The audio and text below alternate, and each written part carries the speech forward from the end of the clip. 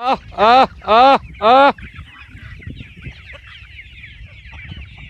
ah, ah, ah, ah, ah.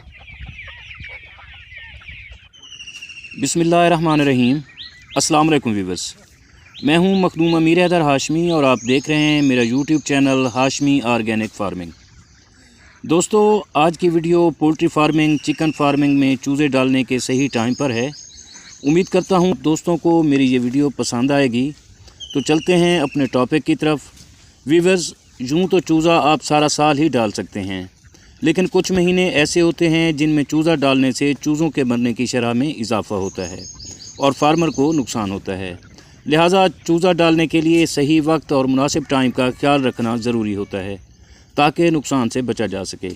Viewers, शदीद सर्दियों और शदीद गर्मियों में चूज़ा हरगिज़ नहीं डालना चाहिए, वरना नुकसान का अंदेशा होता है।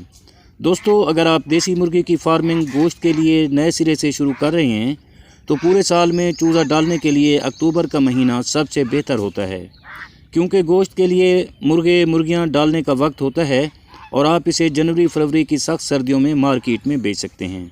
और इस वक्त मार्केट में देसी मुर्गी के गोश्त की मांग होती है, लेकिन आपने एक ध्यान करना है कि अक्टूबर के महीने में बारिशें ख़त्म होती हैं और रात के वक्त ठंड पड़ती है। इसलिए नए चूज़े के लिए टेम्परेचर का ख़ासा ख्याल रखना होता है। इसकी ब्रूडिंग पर पूरी तवज्जो देनी होती है। अगर आप ब्रूडिंग पर तवज्जो देंगे तो चूज़ों के मरने के चांसेस कम हो जाते हैं।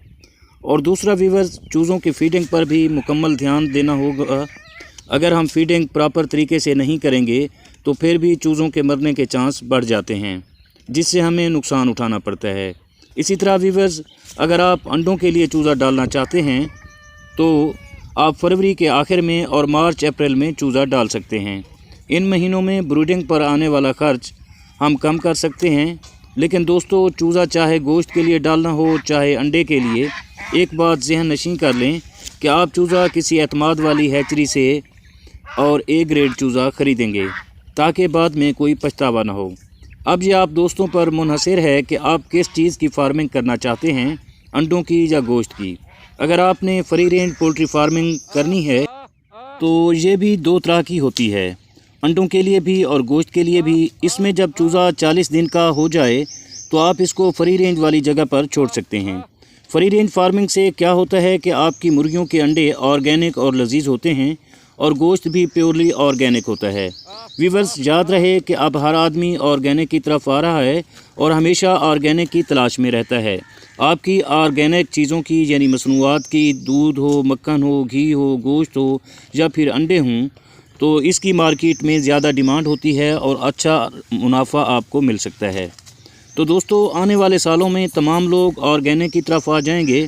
और याद रहे कि ऑर्गेनिक चीज़ों का रेट बाकी बाज़ारों में सबसे ज़्यादा अच्छा मिलता है।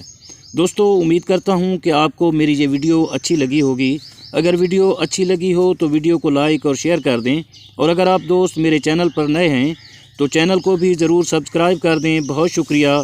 दुआ है कि अल्लाह आप पर मेहरबान रहे। आमीन। जल्द मिलते हैं किसी अगली वीडियो में। तब तक अल्लाह हाफिज़।